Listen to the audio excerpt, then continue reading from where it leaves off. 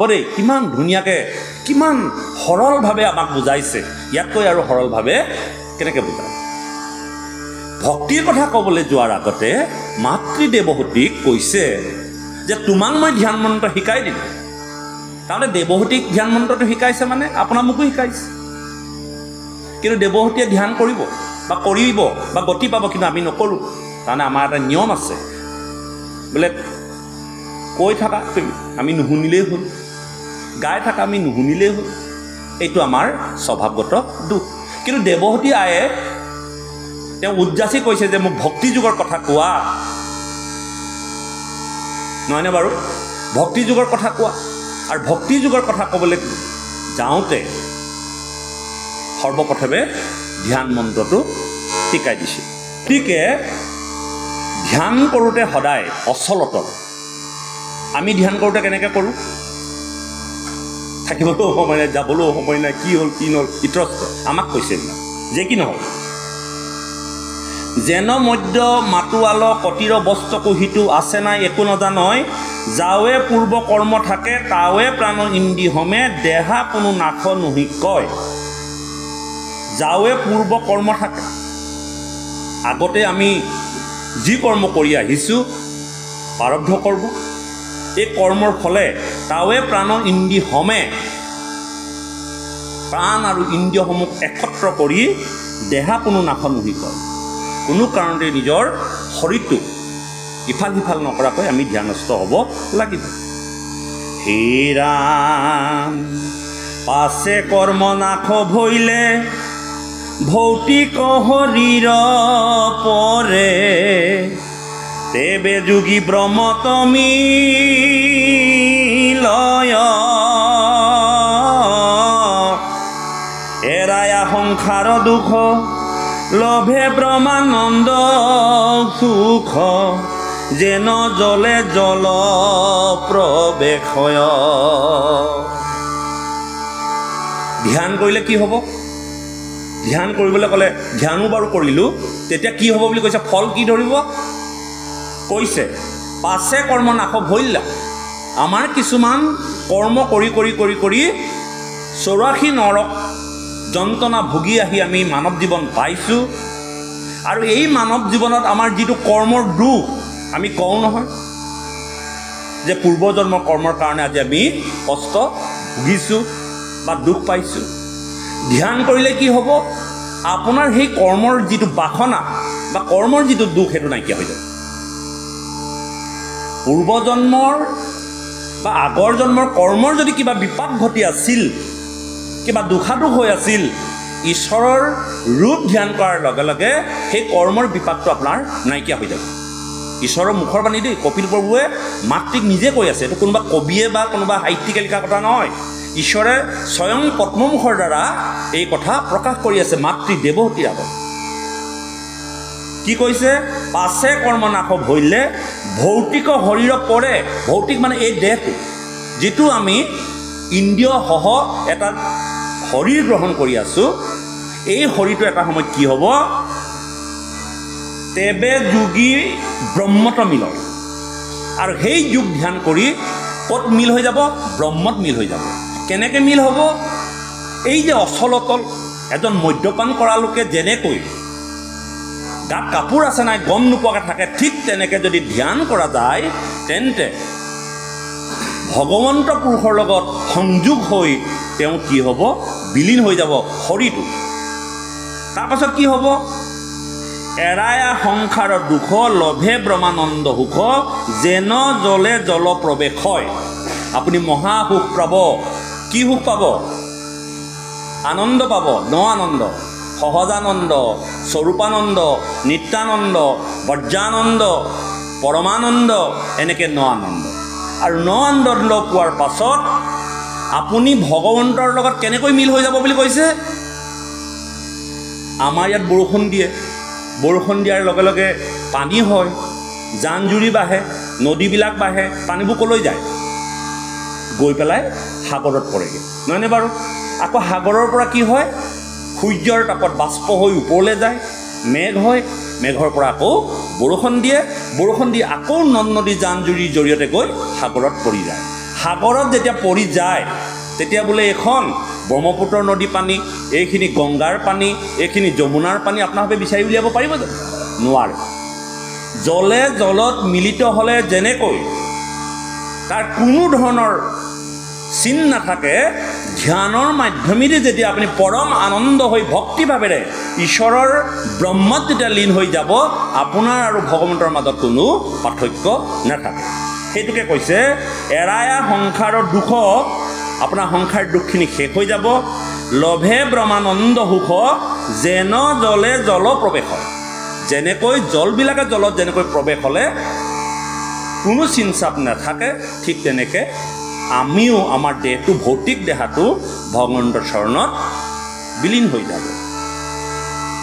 হে ৰাম এহি বুলি কি পাময়, মৌনে ৰহিল অন্ততয়, দেখি দেৱী পুচন্ত দুনাই,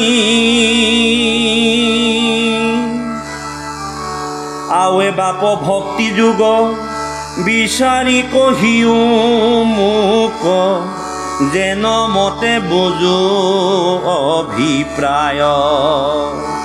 অভিপ্ৰায়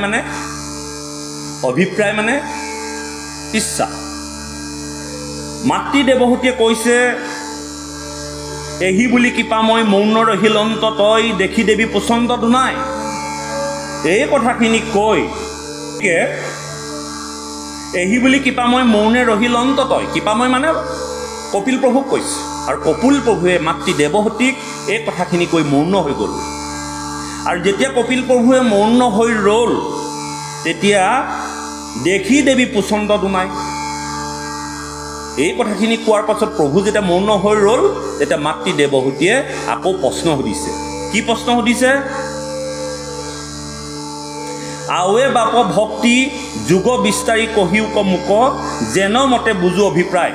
মই কিছুমান অভিপ্ৰায় আছে, কিছুমান মোৰ জানিবলৈ মন গৈছে। কি আছে?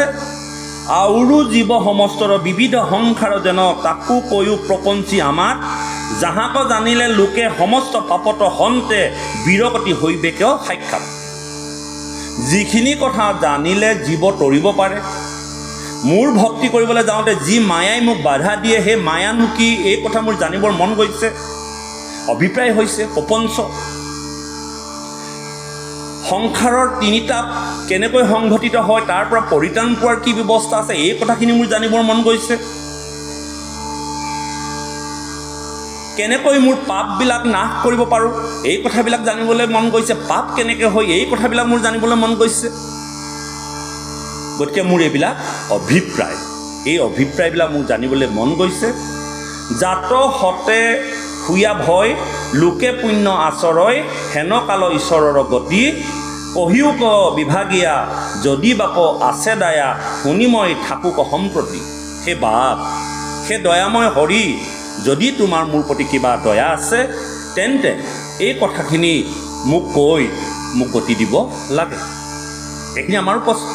কিয় আমি ভক্তি কৰিব নোৱাৰোঁ?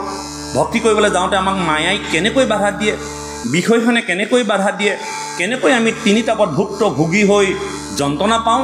দেৱহতী আইৰ যিখিনি অভিপ্ৰায়, সেইখিনি আপোনাৰ মোৰো অভিপ্ৰায়। এই কথাখিনি সুধিছে।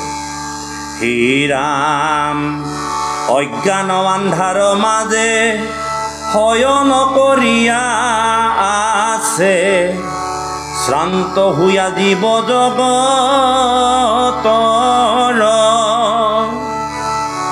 তাক সম্বাক কৰি দায়া, উদয় ভৈলাহা তুমি, যুগ পন্থ প্ৰকাশ ভাস্কৰ। আমি অজ্ঞান আন্ধাৰত পৰি আছোঁ। এই অজ্ঞান আন্ধাৰত পৰি আমি শয়ন কৰি আছোঁ। আমি শান্ত হৈ আছোঁ এই জীৱ জগতত। হে প্ৰভু, আমাক এই অজ্ঞান আন্ধাৰৰ পৰা তুমি উদ্ধাৰ কৰা। অ অজ্ঞান আন্ধাৰে পৰিয়া পাৰ নপাওঁ, কিমতে ভকতি কৰিব তোমাত হৰি হৰি হৰি হৰিয়ে অ মই মোৰ মতি নাজানো তাৰ উপায় অ মই মোৰ মতি নাজানো তাৰ উপায় কিমতে ভকতি কৰিব তোমাত হৰি হৰি হৰি হৰিয়ে মই মোৰ মতি নাজানো তাৰ উপায় অ মই মোৰ মতি নাজানো তাৰ উপায় অ মই মোৰ মতি নাজানো তাৰ উপায় গতিকে আমি অজ্ঞান আন্ধাৰৰ পৰা কেনেকৈ পোহৰলৈ গতি কৰিব পাৰোঁ এই কথা মাতৃ দেৱহূতিয়ে পুত্ৰ কপিল প্ৰভুক সুধিছে যুগপন্থ প্ৰকাশ ভাস্কৰ ভাস্কৰ মানে পোহৰ হে ৰাম এতেকে জানিলোঁ মই এইবাৰ সমস্তে লোক উদ্ধাৰ কৰিবা কৃপাময় হৰি মোৰ মহাধন্য আছে অসংখ্যাত পুণ্য হেন প্ৰভু ভৈলা হাত নয় মৈতে অবলন্ত এহি মাটিৰ সুন্দৰ বাণী শুনি প্ৰভু কপিল ঈশ্বৰ কৃপায়ে পীড়িত হুয়া মাতিলন্ত প্ৰশংসিয়া কুশলক চিন্তিয়া লোকৰ অকল যে মাতৃ দেৱহূতি কল্যাণ হ'ব বুলি কপিল প্ৰভুৱে এই কথাখিনি ক'বলৈ আগবঢ়া নাই সমস্ত জগতৰ কল্যাণ হ'ব বুলি এই কথাখিনি ক'বলৈ আগবাঢ়িছে আৰু এই কথাখিনি মৈত্য ঋষিয়ে বিদুৰক কৈছে মৈত্ৰে অবলন্ত এহি মাতৃৰ সুন্দৰ বাণী শুনি প্ৰভু কপিল ঈশ্বৰ মাকৰ এই সুন্দৰ বাণীবিলাক শুনি কপিল প্ৰভু অত্যন্ত সুখী হৈ পৰিছে কৃপায়ে পীড়িত হুয়া মাতিলন্ত প্ৰশংসিয়া কুশলক চিন্তিয়া লোকৰ লোকৰ মানে আপোনাৰ আমি সমস্ত জগতৰ কল্যাণ হোৱাকৈ এই কথাখিনি কৈছে আজি কপিল প্ৰভুৱে যেনেকৈ মাতৃক কোৱাৰ চলেৰে সমস্ত জগতৰ কল্যাণ সাধন কৰিলে মোৰ কৃপালু শংকৰ গুৰুজনায়ো আজি অসম মুলুকত ভক্তি ধৰ্ম প্ৰচাৰ কৰি নাম ধৰ্ম আমাক দি সমস্ত জগত কল্যাণ কৰি থৈ গুচি গ'ল আৰু সেইজন আজি কৃপাময় কোন মাতৃ দেৱহূতিয়ে কৃপাময় কাক কৈছে পুত্ৰ কপিল প্ৰভু আৰু আমাৰ কৃপাময় গুৰু কোন শ্ৰীমন্ত শংকৰ গুৰুজনা শ্ৰীমন্ত শংকৰ গুৰুজনাই যদি আমাক কৃপা কৰি থৈ নগ'লেহেঁতেন তেন্তে আজি আমি এই মহাভাগৱত অসমীয়া ভাষাত এই ভক্তি যুগ এই ভক্তি ধাৰা গ্ৰহণ কৰি আমি ধন্য হ'ব নোৱাৰিলোহেঁতেন গতিকে কৃপালু শংকৰ গুৰুজনা আমাৰ পৰম শ্ৰদ্ধা আৰু পৰম দয়াশীল কৰোণাময় খুব সুন্দৰভাৱে এই কথাখিনি ৰামেশ্বৰ পাঠকে খুব সুন্দৰভাৱে গাইছে আৰু ভক্তিৰ মাজেদি আমি কেনেকৈ ঈশ্বৰৰ ওচৰত বিলীন হৈ যাব পাৰোঁ বৈকুণ্ঠলৈ যাবৰ কাৰণে আমাৰ কি জান আছে আমি কিয় আমি ঈশ্বৰক ভজিব নোৱাৰোঁ এই কথাখিনি খুব সুন্দৰভাৱে 2-3টা লাইনৰ ভিতৰতে প্ৰকাশ কৰিছে দয়াল গুৰু কৃপাল গুৰু শ্ৰীমন্ত শংকৰ শ্ৰীমন্ত শংকৰ উদ্ধাৰিলা ভক্তি ৰত্ন কলিৰ লোকত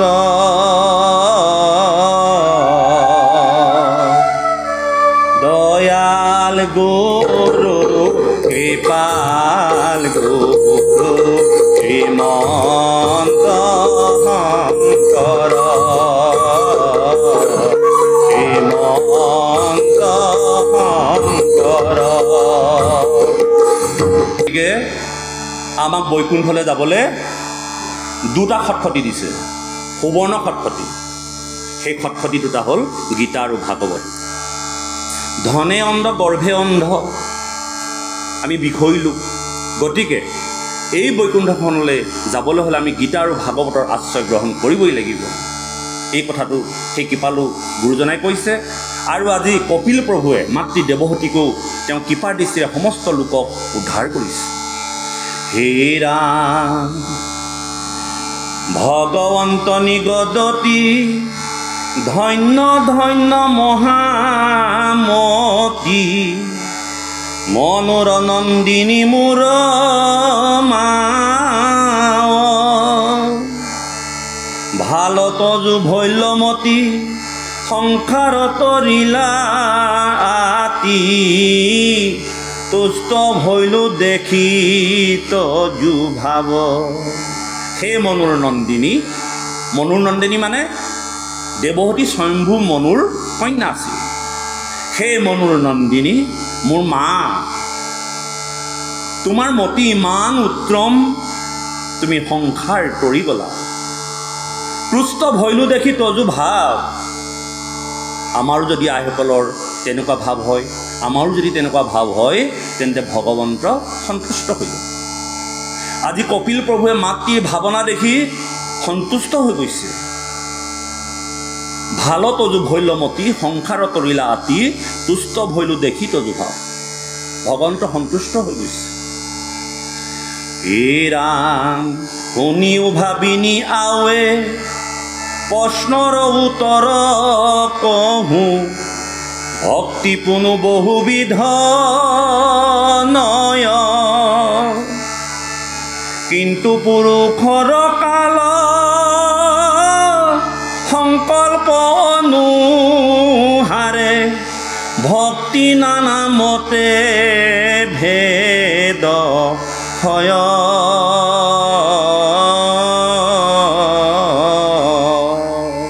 হে মা তুমি ভাবিনি, তোমাৰ প্ৰশ্নৰ উত্তৰত মই কওঁ মা ভক্তি প্ৰকৃতাৰ্থত বহুবিধ নহয়। যদিও আমাক শাস্ত্ৰ ভাগৱতে ৮১বিধ ভক্তি দিছে, ৮১বিধ ভক্তিৰ ভিতৰত ৯বিধ ভক্তি শ্ৰেষ্ঠতা দিছে, কিন্তু আজি কপিল প্ৰভুৱে মাতৃ কৈছে হে মা, হে ভাবিনী, হে মনুৰ কন্যা, প্ৰকৃতাৰ্থত ভক্তি এবিধ। ৮১বিধ ভক্তি কেনেকৈ হ'ল? ৯বিধ ভক্তি অৰ্চন, বন্দন, পদসেৱন, দাস্য, সাক্ষিত্য, শ্ৰৱণ, কীৰ্তন, আত্মনিবেদন, পদসেৱন, এনেকৈ কৈ ৯বিধ ভক্তি। এই ৯বিধ ভক্তিক আচৰণ কৰিবলৈ যাওঁতে ৩টা গুণৰ লোকে আচৰণ কৰে, সত, ৰজ, তম। ৩টা গুণৰ লোকে যেতিয়া ৯বিধ ভক্তি আচৰণ কৰিব, ৩ গুণ কিমান হ'ল? ২৭। এই ২৭বিধ ভক্তিত আকৌ ৩ প্ৰকাৰ আছে, উত্তম, অধম, মধ্যম। ৩ কিমান? ৮১বিধ। ভক্তি আচলতে ৮১বিধ, কিন্তু এই ৮১বিধ হ'লেও আজি কপিল প্ৰভুৱে কৈছে যে প্ৰকৃতাৰ্থত হে মা ভক্তি এবিধ। কি বুলি কৈছে?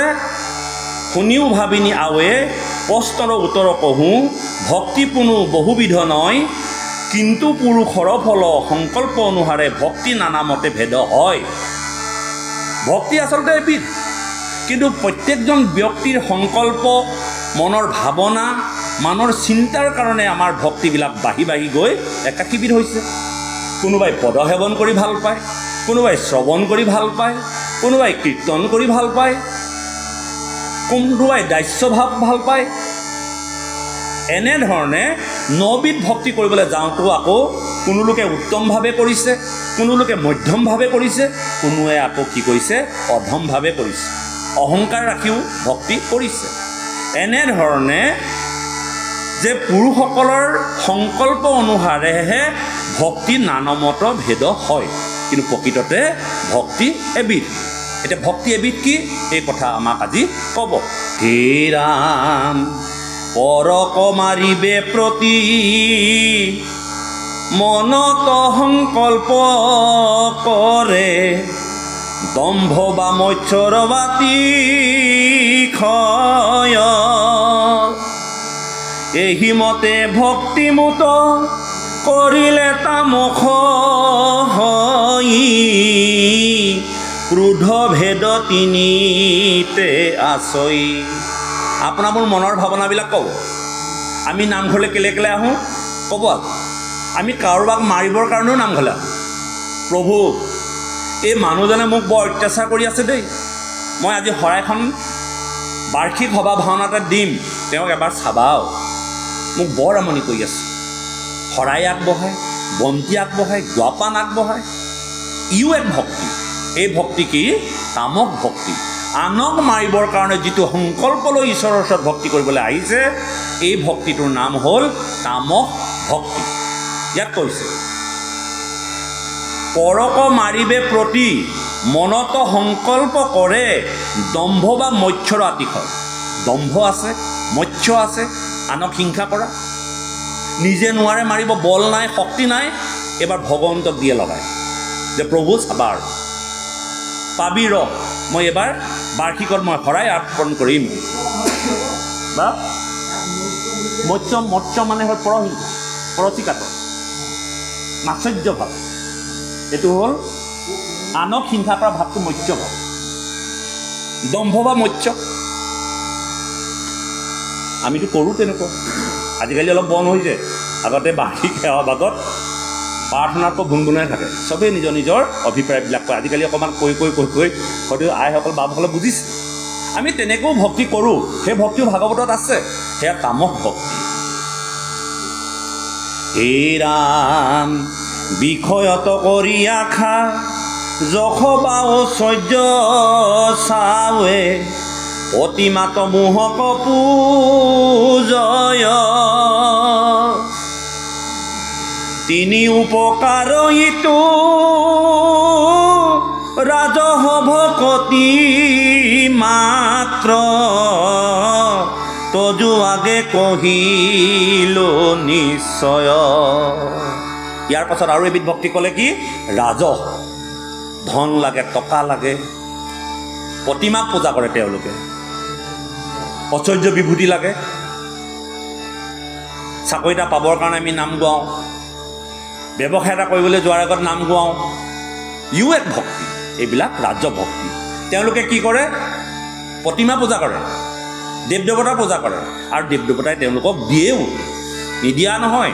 কি দিব, ৰাজহ ভক্তিৰ জৰিয়তে ধন টকা পইচা ঐশ্বৰ্য দিব। কেইটা ভক্তি পালোঁ আমি, বা তিনিটা। এটা তামস ভক্তি আৰু এটা ৰাজহিক ভক্তি। আনক মাৰিবৰ কাৰণে ভগৱন্তৰ চৰণত যিটো ভক্তি কৰিছোঁ সেয়া তামস। মনত ৰাখিব আপোনালোকে কি কি ভক্তি কৰিছে বা আমি কি কি ভক্তি কৰিছোঁ, আজি কপিলাই কোৱাৰ চলেৰে প্ৰভু ভগৱন্তই আমাক ক'ব। ৰাজহ ভক্তিটো কি, ধন ধান টকা পইচা ঐশ্বৰ্য বিভূতি পাবৰ কাৰণে ঈশ্বৰৰ ওচৰত শৰণাপন্ন হয়। কোনোবাই নামঘৰ বনাই দিয়ে, কোনোবাই গেট বনাই দিয়ে, কোনোবাই মূৰ্তি বনাই দিয়ে, এইবিলাক তেওঁলোকৰ অভিলাষ থাকে, নহয়নে বাৰু? দান দক্ষিণা দিয়ে, এয়া হ'ল ৰাজহ ভক্তি। হে ৰাম পাপ মোৰ হৌক নাশ, ভগৱন্ত হৌক প্ৰীতি, নহি অৱশ্যে কবিধি মানি, ই তিনি প্ৰকাৰে ভক্তি কৰিলে হাত্ৰিক বুলি, নিশ্চয় মই কহিলো বখানি। এতিয়া আমাক আপোনালোকে এইটো ভাবিব, আচল ভক্তিটো ক'লেগৈ 3 নম্বৰ, সাত্বিক ভকতি। সাত্বিক ভকতিটো কি, মোৰ পাপ নাশ হওক, ভগৱন্ত মোৰ প্ৰতি প্ৰীতি হওক, সন্তুষ্ট হৈ থাকক, নহি আৱশ্যক বিধি মানি, কোনো ধৰণৰ নিয়ম নীতি নোহোৱাকৈ মোক ভগৱন্তই কৃপা কৰক, মোৰ পাপবিলাক নাশ হওক, আমি কৈয়ে থাকোঁ। কিমতে ভকতিটো গালে সেইভাগেই গাওঁ। আন্ধাৰত পৰি আছোঁ, উদ্ধাৰ কৰা। এয়া হ'ল সাত্বিক ভকতি। এতিয়া আমি তিনিটা ভক্তি পালোঁ, তামসিক ভক্তি, ৰাজসিক ভক্তি, সাত্বিক ভক্তি। কিন্তু এই তিনিটা ভক্তিও শ্ৰেষ্ঠ নহয়। তামসিকটো বাৰু নহয়, ৰাজসিকটো বাৰু অকণমান বেলেগ, কিন্তু সাত্বিক ভক্তিটো হ'ব লাগিছিল। মোৰ পাপ নাশ হওক, ভগৱন্তৰ প্ৰীতি হওক মোৰ প্ৰতি। কিন্তু আজি কপিল প্ৰভুৱে মাতৃক ক'ব যে মা, এই তিনিবিধ ভক্তি যদিও হয়, কিন্তু প্ৰকৃতাৰ্থত এই তিনিবিধ ভক্তিও শ্ৰেষ্ঠ নহয়। কি ক'ব?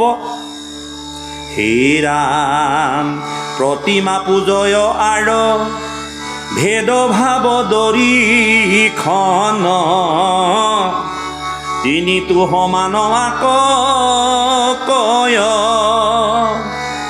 উত্তম মধ্যত ক্ৰমে তামসাদি ভক্তি মাজে, তিনি মতে ভেদ হয়। এই তিনিবিধ ভক্তিত উত্তম, মধ্যম, অধম তিনিকে ভাগ হৈ তিনি গুণ 9 আৰু 9 ভাগেৰে 9 ভক্তিক যদি কৰে, অৰ্চন, বদন, পদসেৱন, দাস্য, সাক্ষিত্ৰ 9বিধ ভক্তি যদি কৰে, তেতিয়াহ'লে 9 গুণ 81বিধ ভক্তি। হিচাপটো উলিয়াই দিছোঁ। 9বিধ ভক্তি আছে: শ্ৰৱণ, কীৰ্তন, অৰ্চন, বদন, পদসেৱন, দাস্য, সাক্ষিত্ৰ, আত্মনিবেদন। এই 9বিধ ভক্তি। এই 9বিধ ভক্তি তিনিটা গুণেৰে কৰে। কি গুণে কৰে? সাত্বিক, ৰাজসিক, তামসিক। 3 গুণ 27। আকৌ এই 27ক কি কৰে? অধম, মধ্যম আৰু উত্তম। 3 27 81। এতিয়া ভক্তি আমি পালোঁ 81বিধ। হে ৰাম একোবিধে নৱ প্ৰকাৰে হৈ আছে ভেদ, তাক বুজি বাহা দিয়া মতি, সগুণ ভকতি এহি একাধিক আখি বিধ, আৱে কহো নিগুণ ভকতি। গতিকে এই 81বিধ ভক্তিৰ বাদে অন্যবিধ ভক্তি আছে। সেই মাও, মই তোমাক সেইবিধ ভক্তিৰ কথাহে ক'ম। সেই ভক্তিবিধ কি? নিৰ্গুণ ভক্তি। তুমি প্ৰভু নিগুণ,